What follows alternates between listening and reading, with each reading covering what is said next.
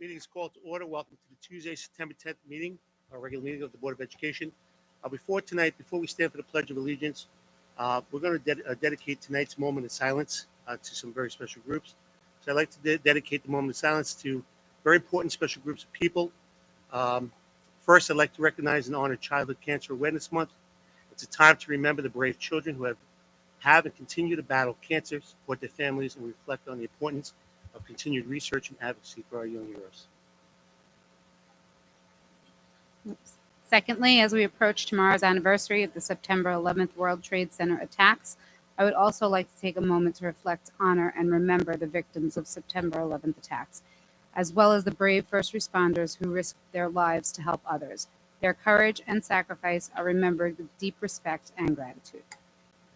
Lastly, this past week, we lost two of our Sachem family babies to a horrific and tragic accident that has left a devastating impact on all of us.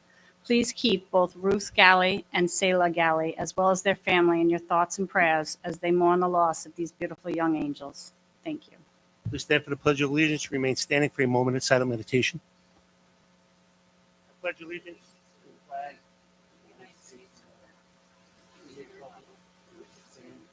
America, one nation, under God, indivisible, with liberty and justice for all.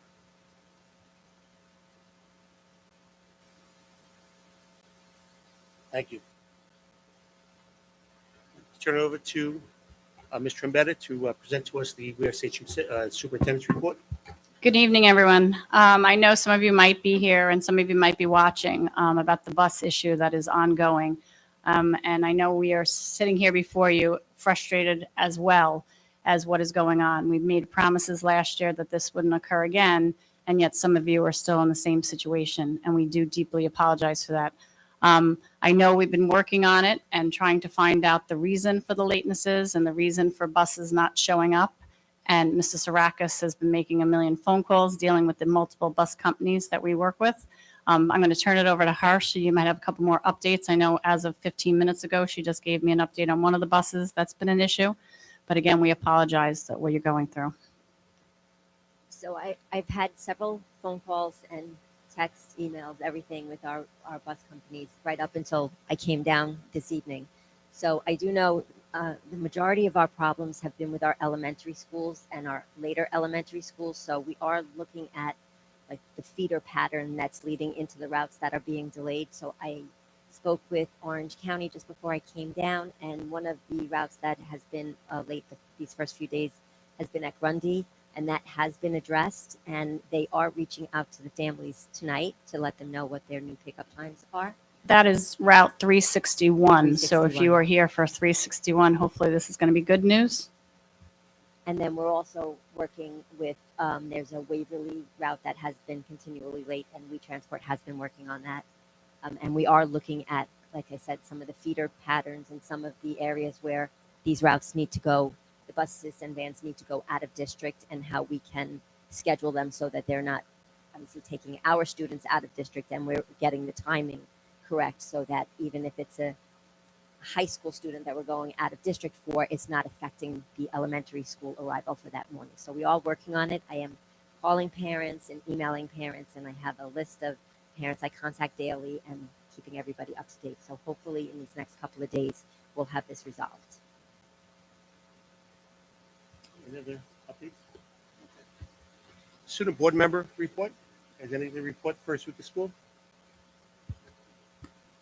Hi. So as of now, we're working on our homecoming year and the themes for our football games. And as of tomorrow, for the 9/11 memorial, we will be having different speakers from each of the class governments, 9th through 12th grade, and student government. Thank you, Mike. Scott? So firstly, it's great to be back to school. I've been getting to personally know our new president, principal, Mr. Nolan.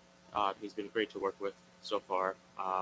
Recently, I had a joint meeting with senior class with the rest of my student government officers to start getting ready to prepare for homecoming and pep rally and all these events that are upcoming.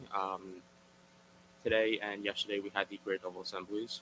I spoke at today's assembly with the senior class along with the senior class president, just discussing how to get everyone joined up into our Google Classrooms and social media platforms to get information out to them.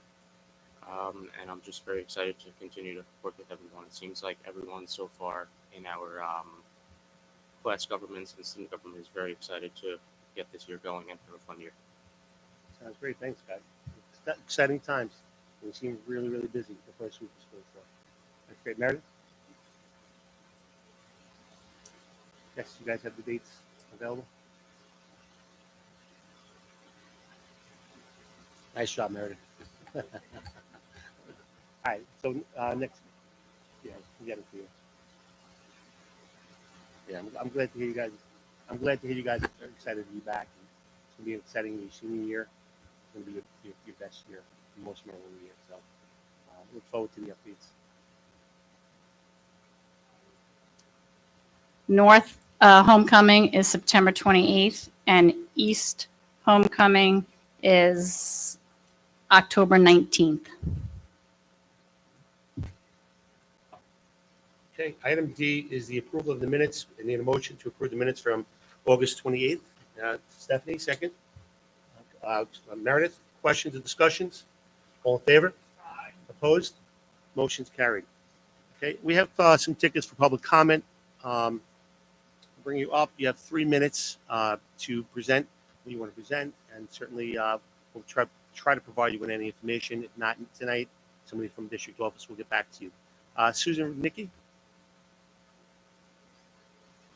That's all right. That's right.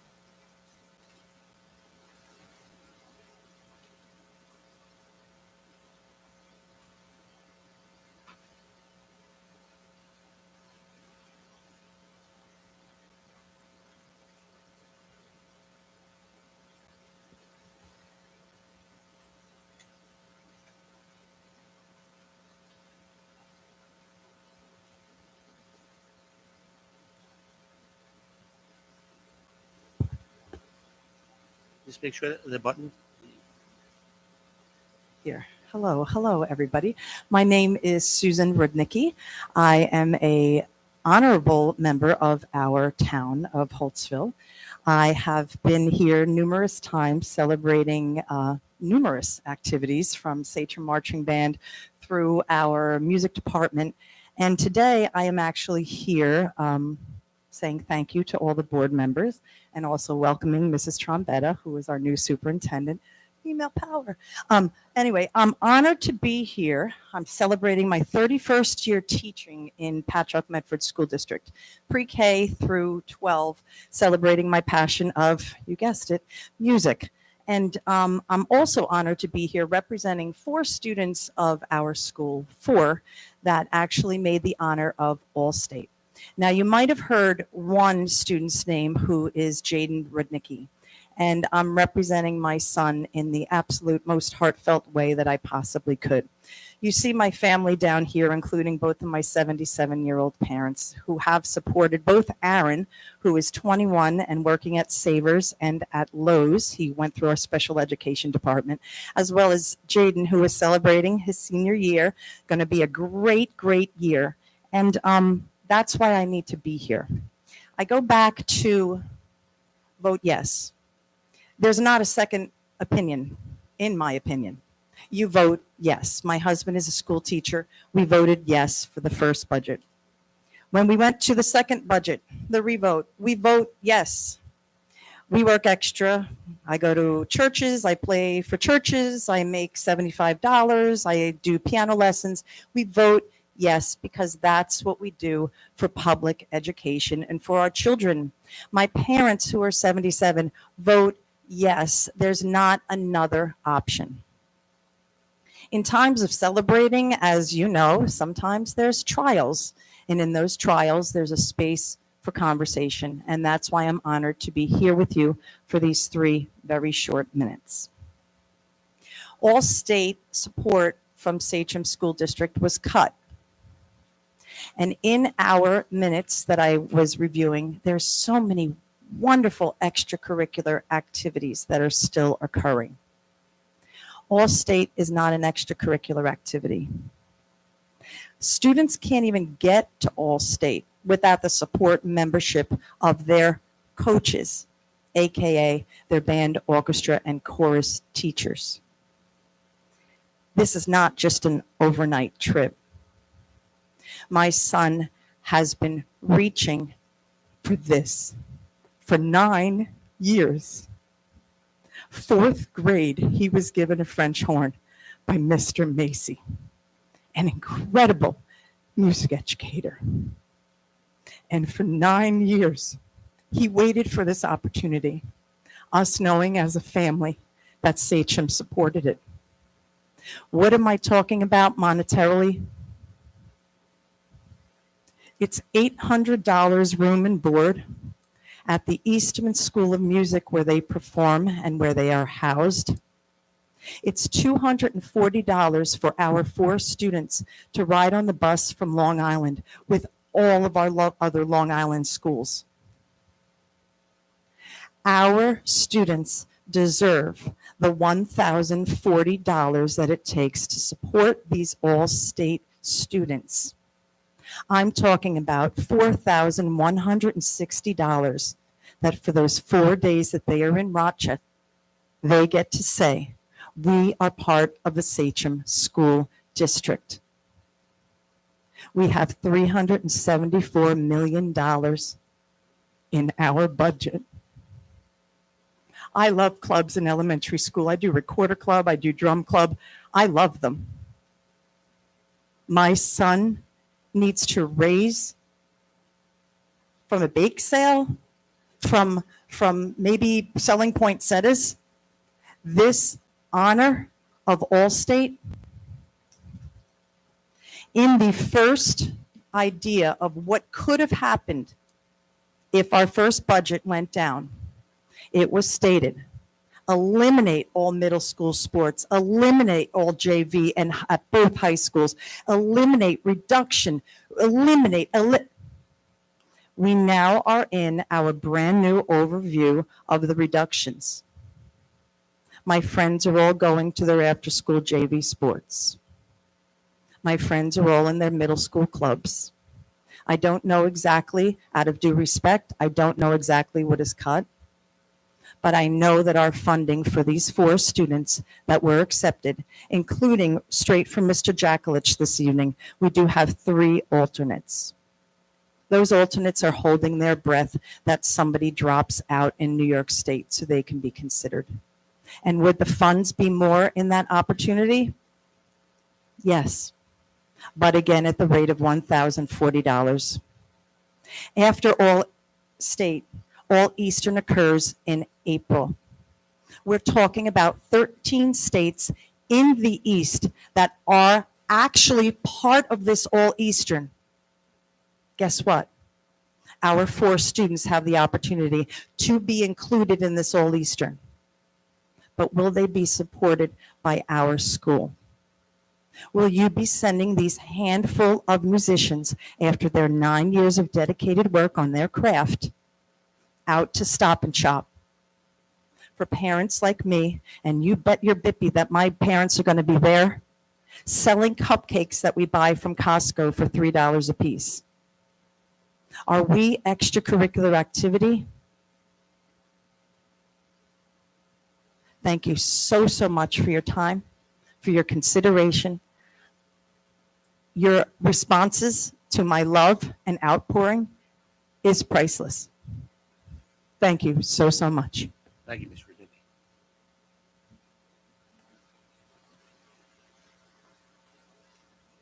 Margaret Bianculli.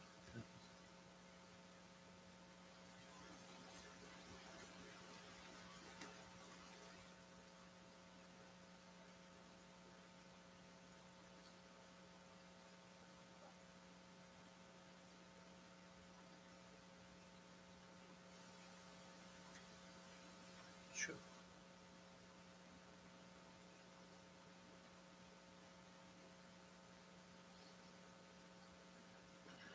Hello? Yeah, we Okay. did. I'm going to start. My name is Margaret Ann Bianculli. My name is Margaret Ann Bianculli. I'm a retired New York City high school teacher. I'm in my 13th year of retirement, and I'm standing here in front of the Board of Education with regards to my property and the safety of elementary school children. I have a title. I think most of you have gotten a copy of this. If you haven't, I have copies. And the title is Something is Not a Problem Until It Is a Problem. Well, Linwood Avenue School has not had a problem for the 48 years that I've lived there until somewhere within the last 3 years when the school district closed down two or three other schools, and dumped that population into Linwood. We are having a very, very big problem on Mapleton Avenue. My 4 neighbors and I, over the past 2 years, have suffered. My fence was taken out. My neighbor's bricks were taken out. His mailbox 3 times. Marianne, who you all know, who work here at the front there, her mailbox was taken out twice. We have the new neighbor down the block. We live on a dead end, not a cul-de-sac, and his lawn was used as a cul-de-sac turn. Besides the fact that there are children walking on this very narrow path, I'm going to read this. Hopefully I'll have enough time. Just remember, something is not a problem until it is a problem. I know the history of the opening on Mapleton Avenue.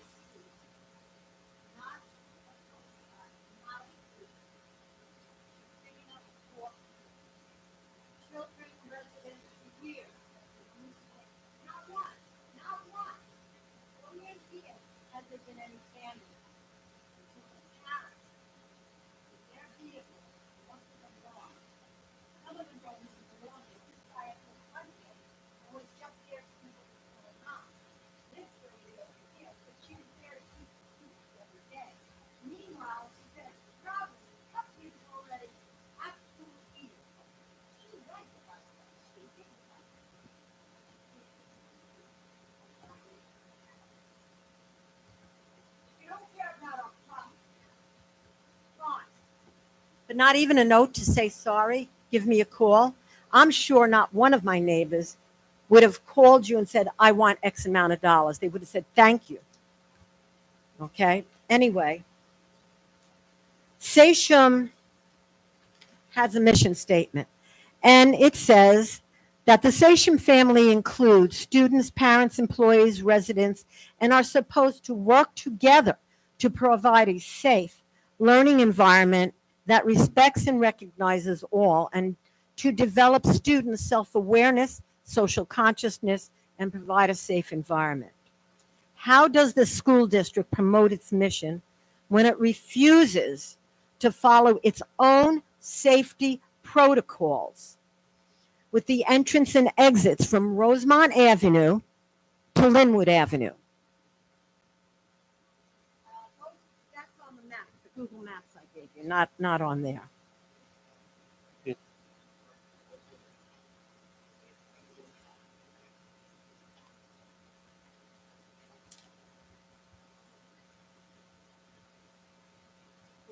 Yes, ma'am. Thank you. This is my first board meeting, and I thank you. And I had an opportunity. I'm thankful for the response, because I was assured I would not get any kind of welcome. I was prepared for the police to be, please. It's been ridiculous. Okay. So the legal designated entrance is Rosemont through the front of the school out through Linwood. The opening on Mapleton has been used because there's much more population there now in Linwood. Mapleton Avenue is about 16 feet wide. The fence is your property, or our property, the school district's property. In front of the fence is the town property and a town road. My house borders your north side of the fence. My neighbor, the McDonald's, border your south side of the fence, and then down both sides of that block. Anyway, you are encouraging and actually luring parents to Mapleton Avenue walk-through by allowing students to enter that way. Each morning, there are massive traffic encounters causing property damage and unsafe walking for your elementary age school students on Mapleton. Yesterday morning, there were more than 15 cars on that 16-foot wide road, not engineered to handle that traffic. And it is not a through street or even a cul-de-sac. It's a dead end.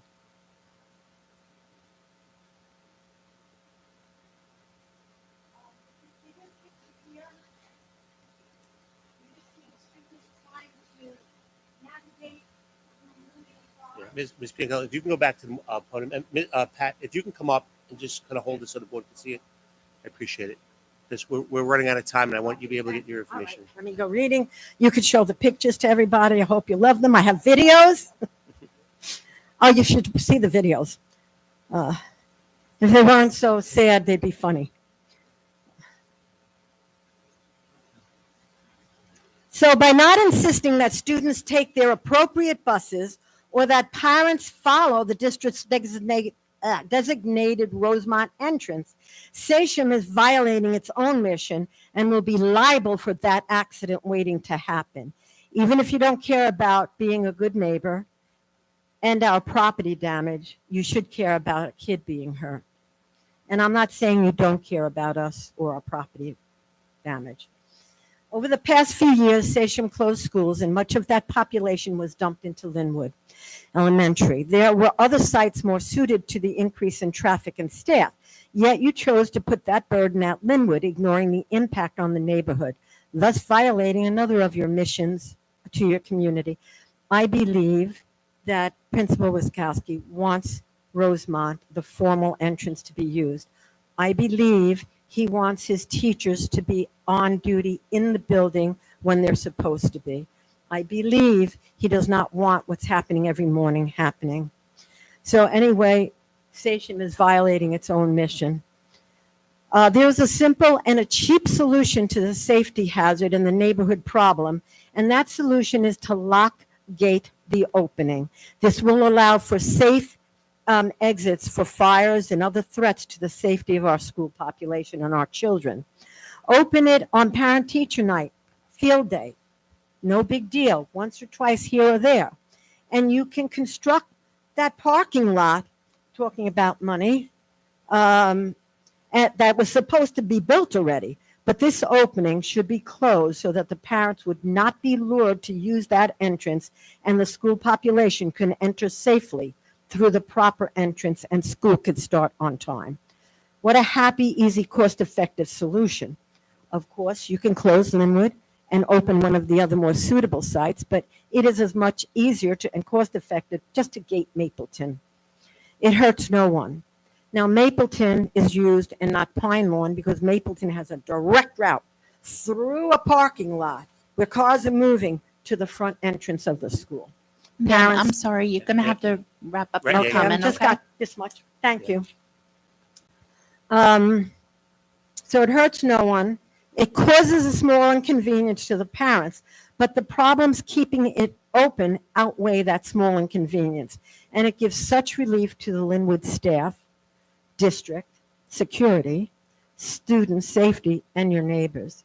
Or you can wear the politically correct straitjacket and listen to the loud roar of the parents. I've heard it every morning, cursing at their children and at me. In my opinion, to only be concerned with, you can't tell me where to park.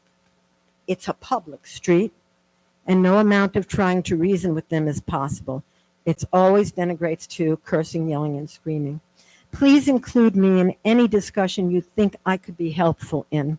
I know the history of Mapleton and Pine Lawn openings, and I do take some responsibility for that. And I do know how important it is, but more important is the safety of our children and our neighborhood. So please close, it's $100 fix. I'll give you the $100. I'll donate it to the, I'm not kidding. I'll donate it to the district, the cost of that fence. And Ms. Benicola, what we're going to do is we're just being made aware of this incident just last day or so. The board was not familiar with the whole thing. I know our administration is going to reach out to the building principal.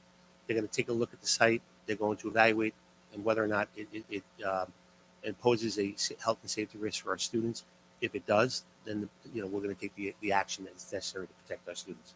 So I will tell you that this is fresh and brand new to us. Give us a little bit of time to look at the situation, look at the actual physical location, and then certainly somebody will. Will you be assigning Mr. Larson to help? Ms. Larson, I think, is going to talk to the building principal. All right. And then Ms. Strombetter, of course, will be involved in that process as well. All right. Superintendent, For the record, I did volunteer. We're going to speak on Thursday. and Superintendent Trumbetta, I tried to reach you, and I know you've had a lot of other things to do. Please know that I'm available to you. I was a substitute teacher here at Sachem for many years, and until COVID hit, my mother died, and my husband's very sick. So my daughter graduated Sachem North. She was here from 5 years old. This is our home, and I want to see this fixed. A quick fix, easy fix is that gate. Well, certainly, like I said, you have And a that belongs to you guys, we will to look us, the into it. school district. We will look into it. We'll look at where the property line is and whether or not that's even our property.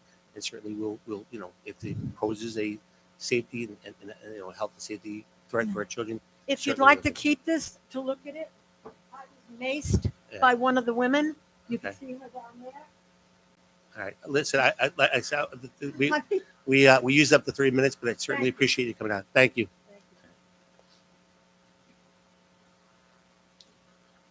We got a couple of names on this one.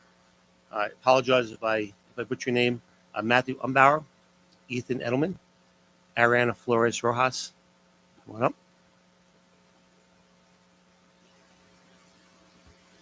Hello, good evening. I'll start off by saying we did not know how much time we had, so we did keep this speech brief.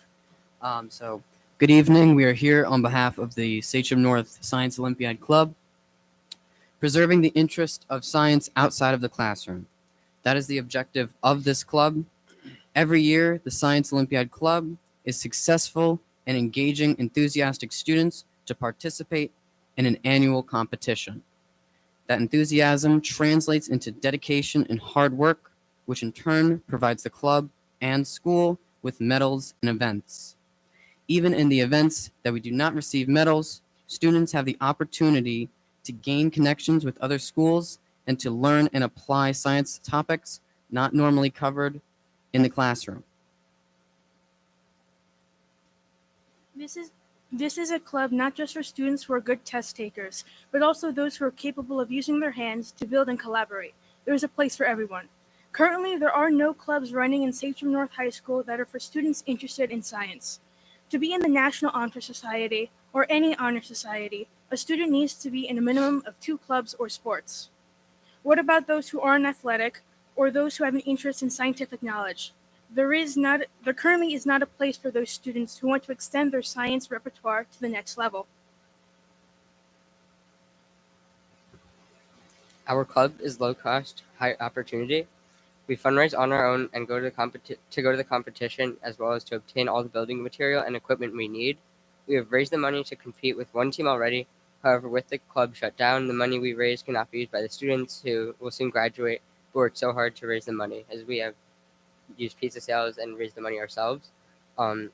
Science is the future of our age, and we believe our club can spark the start of up-and-coming scientists. Please consider the return of Sachem North Science Olympiad Club this year. Thank you for your time and have a great evening. Thank you, guys. I just want to share before you guys sit down.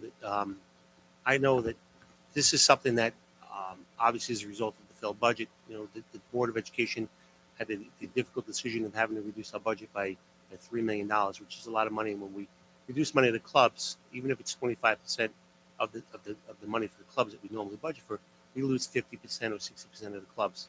Because a lot of the larger clubs and mandated clubs end up consuming that money. I will tell you that I have a couple of phone calls out to some of our elected officials in the communities for sponsorship and or grant money. I'm waiting to hear back from some of them, and certainly we'll once again call tomorrow to see if there's anything that we can do. We didn't budget for them, so it's very hard for us to fund them without budgeting for them, but certainly through sponsorships and maybe through grants, we could possibly look at funding it that way. But I can't promise, but we're going to do the best we can. Okay, guys?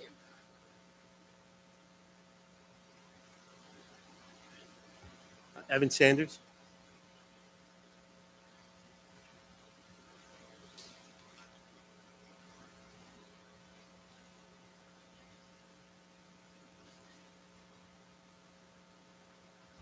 Hello, I'm here to speak about the Sachem North Model UN Club. The Model UN Club was more than a club to us. In Model UN, we learned about how governments look at different problems, and we learned more than we do in a normal class setting.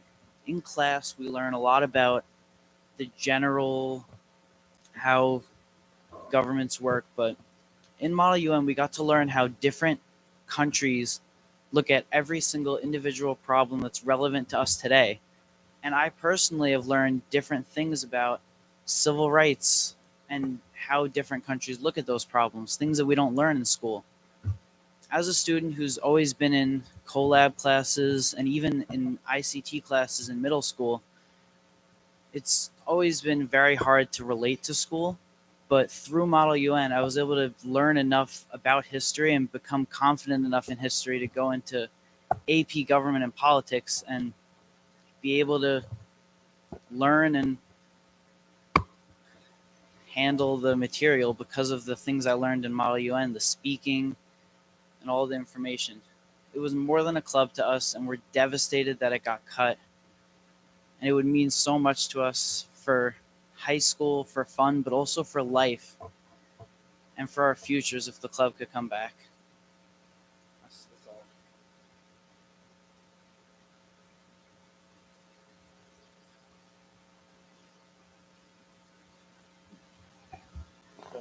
all. Folks that are here for Model UN, I know there was concern at the last meeting. Once again, when the Board of Education cuts the funding, we have no control over which club goes through and gets cut. We know that many of our clubs, all are educational. Some of our clubs have that extra component of education that allows students to compete both statewide and nationally and earn scholarship money, and also to put on a resume for college acceptance. We had to move some stuff around, okay, because we do value Model UN tremendously. We value all of our clubs tremendously, but we know that the component, the element that Model UN provides for our students, but also for their future careers as potential lawyers and politicians and things like that. We had to move some money around in our teacher salary line, the club salary line, in order to make room, okay, for that particular club. And if you look on item 4S, I believe it is, Ms. Gerns, okay, from Sachem East, will be your advisor that will run that club for both Sachem North and Sachem East this year.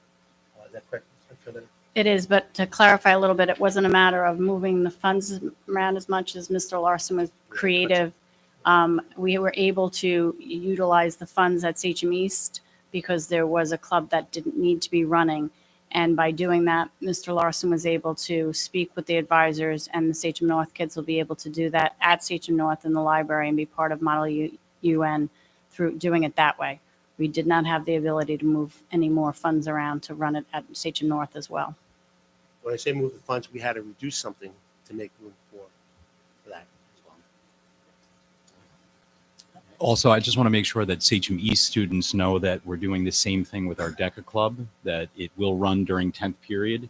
And we're encouraging all Sachem East students that want to be involved in DECA to touch base with the advisor. There'll be information on the Google Classroom, obviously, and they'll be able to go to the library and get on virtually and to participate in the club. I know it's not perfect, but we're trying to be as creative as possible to not eliminate these opportunities, but to give you opportunities to be involved. Question? Not about Model UN, but about the Science Club. Do we know a cost of that? What's the cost of that particular club? If not, we can get that. Michelle would know that, but I don't think she has it off the top of her head. Yeah. Okay. Yeah, if we can get the cost so we understand what we're dealing with in case we do a sponsorship or something else. Meredith? So, Andy, I do appreciate you being creative and figuring these things out. If a child who drives wants to go to the school that's hosting, like if a North kid wants to go to the Model UN and attend it in person at East, and same with the DECA Club, vice versa, are they allowed to do that, or it has to be the East kids will? No. The travel time would be, because it's 10th period, by the time North kids got to East or East got to North, unless they had an early release, they would miss half the club. Okay. But if they had an early release, they would be welcome in, or is it we don't want to? They mix certainly them into schools? would be welcome there, but we'd have to set that up with the principal and advisor ahead of time to make sure they had had a special gas pass to get into the opposite Okay, school. so don't just show up and think that because you're in that club, you can go. No. Thank you. Any questions from the board? Any other visitors? Okay. Item 3 is business items. We have a consent agenda A through D. Any in motion, please? Mike Estrella, second. Vinnie Reynolds, questions or discussions? Rob, just quickly on that motion. Yep. Just for consistency, and when we talk about creativity, I understand the argument that, people want their personal phone separate from their work phone. But honestly, in 2024, nobody should be walking around with two phones. When we talk about kids first and we talk about cuts, this should have been first. We should not be paying for people's cell phones. Everyone's got their own phone. It's taxpayer money. This money should be going back to the kids, and we find a way. If this could be a couple of $1,000s, then that's a couple of $1,000s we're looking for. But we should not be paying for people's cell phones. It is part of the job. Pick your phone up or don't take the job. But we shouldn't be paying and people walking around with two phones so that, that's the one we pick up at 2 o'clock in the morning if there's a flood or a fire or something happening in the district. I don't know why I'm the only one saying this. I don't know why I stand alone, but I'll continue to until I'm not hearing it. Thank you. Meredith? I used to somewhat kind of giggle when he would bring this up, and even seeing it on the agenda, it was the first thing that I thought of when I read it. But I have to say that maybe we can look into the cell phones as, like I work in sales. My cell phone is my own. It is not given to me by my job. It is not paid for in any way, and it is used 24/7 by my clients. And I understand, but I think this is something that we need to look at. I don't know who gets them. I don't know why they have them, but it might also be something that maybe the people who are getting them don't even want to be carrying around two phones. My phone is, this thing's pretty big. Carrying around two is annoying. So maybe we could look into that. Vinnie? Meredith, like you, I'm also in sales, and I have my phone is also personal and business. So I'd like to understand what's the cost associated and how many do we have in the district?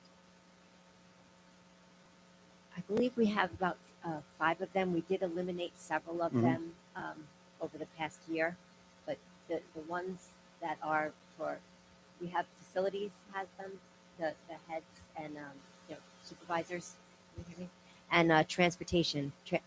Transportation, obviously, if they have to go out for a bus accident and they're doing an investigation following a driver, but also in the facilities department, we have the cell phones just because of the sheer number of people we have to give that number to.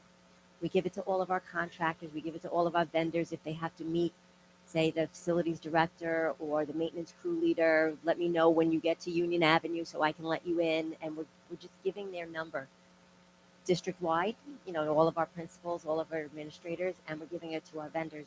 And a lot of people don't want to have their personal number out to all of our vendors. We also ask them to take pictures when we have floods, and these are, would be mingled with their personal things. So it's just, for those positions, we like to keep them separate. So And what's the cost, though? Do we have a cost on 5 phones? I'd have to get back to you on that. Let me look at what we paid last year, and I can give you that. They have unlimited minutes and sort of, so it's a Yeah. traditional plan. And these phones are being used strictly for work only. Those are strictly for work. So when I Yes. guess we call at 2 o'clock in the morning, they're expected to Yes, answer they're that expected phone to in the answer. event of Yep. emergency. Yep. And it's a recommendation of administration to allow those 5 phones due to the nature of the job. Correct. Any other questions, comments? Alex? Just quickly, are we sure it's only? I'm sorry. Are we sure it's only 5? We could get back to us, but I think it's more because I looked at. Yeah.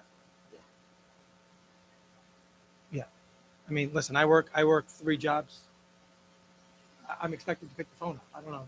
Is there ever a time that we're not expected to pick the phone up? You know, I don't know. I don't need a separate phone to pick it up. That's all. Any other, Meredith? Just a suggestion, and I don't know if it's even possible, but if one of the major reasons why we have these people's phone, because you don't want to give their number out, for $10 a month on most plans, they can add a different phone number that can also be added to their phone. So they can have 2 phone numbers on one phone. It's $10 a month. Maybe that's a way we can reimburse them the $10 a month. Now they're carrying one phone with 2 different phone numbers. Will you look into that? I know it's pennies, but you know what? It adds up when we're looking to try to add things back. And we should be just keeping it in the programs instead of giving it out. All right, so I have a motion and I have a second for our business items A through D. All in favor? Aye. All right, opposed? Opposed. 2 oppositions. Allison, you got that? Item 4, we have a personal consent agenda for teachers A through T. Any motion, please? Mike Cernia, second. Sabrina Pickwitz. Questions or discussions? All in favor? Opposed? Motion's carried. Item 5, we have personal consent agenda A through H for support staff. Any motion, please? Okay, Meredith, second. Stephanie, questions or discussions? All in favor?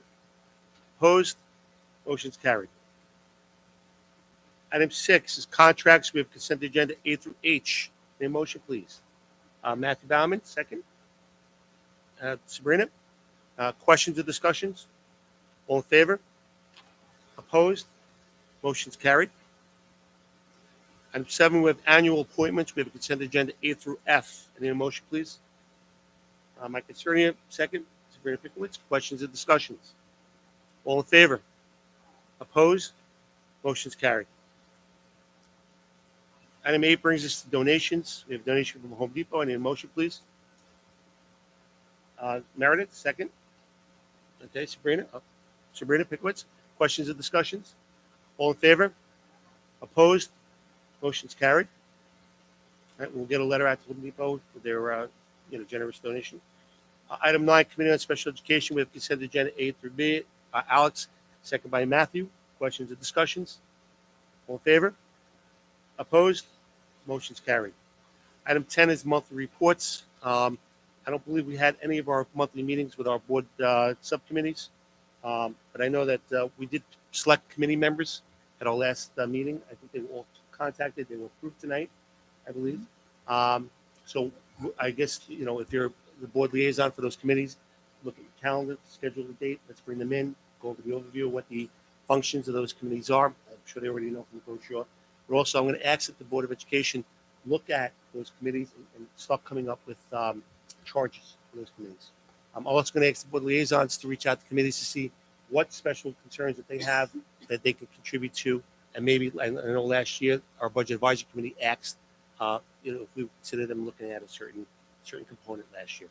And we allowed that to happen. So I guess at our next agenda, hopefully some of the meetings will take place and we'll be able to report back. Mr. Cerny, you have something? Yeah, just to let the board know, the audit committee is scheduled to meet on the 30th of September in anticipation of then presenting the audit to the board at, I guess, the next regularly scheduled meeting in October. So, has there been any movement on the policy committee? No, we didn't hear back from you. We're still waiting for a date that works for our attorney to.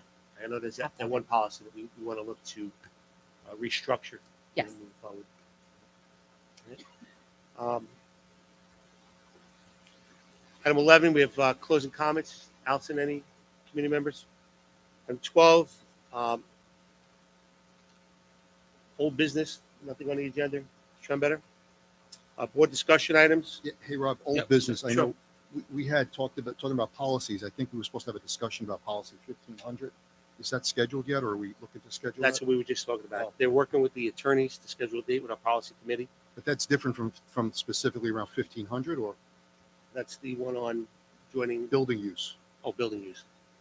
It's different. That was requested from a board member several meetings ago, and we were going to have an open discussion on that. So, I think over the next meeting or two, we should probably just have that, right? Because If questions we add that to our next agenda as a discussion. And you're talking about the building use policy? Yeah, I've been Okay. carrying around policy 1500 for the past probably 4 meetings waiting for the discussion. So, yeah. We could add it to the next meeting. Board discussion items, clubs for private parochial school districts. Mr. Trembett, I'm going to turn it over to you to present to the board concerns and whether or not the structure of a new policy. Do you have that on here? For which one? Board discussion items, clubs for private and parochial school students. Oh, so it was brought to our attention, a question was given to us, do we allow our private or Catholic school students to participate in our clubs?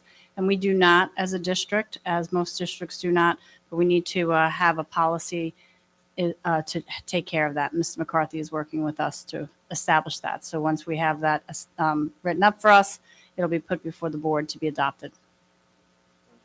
First reading, second reading. Yes, it'll go through all the Same process. And that's new as a result of the fact that our government or state. The state is leaving it up to the district, saying you may, but all the districts on the island I've spoken to, none of them allow that.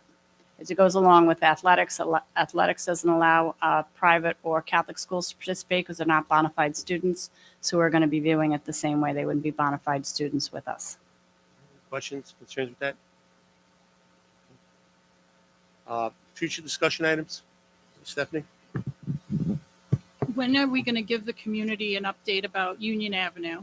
Because that then falls into the Budget Advisory Committee on what we're able to discuss with the finance part of all that, what's coming down the pike with, budget discussions, and also the impact of the charter school enrollment, which will also fall into budget discussions. And we want to meet quickly with our Budget Advisory Committee so that we could start digging into all this stuff. So if the information's not really public yet because of contracts and stuff, I think we need to have that be made public. The charter school information, Michelle can certainly provide that for you in the Friday packet of how many students we have out and the cost that is, we're facing right now.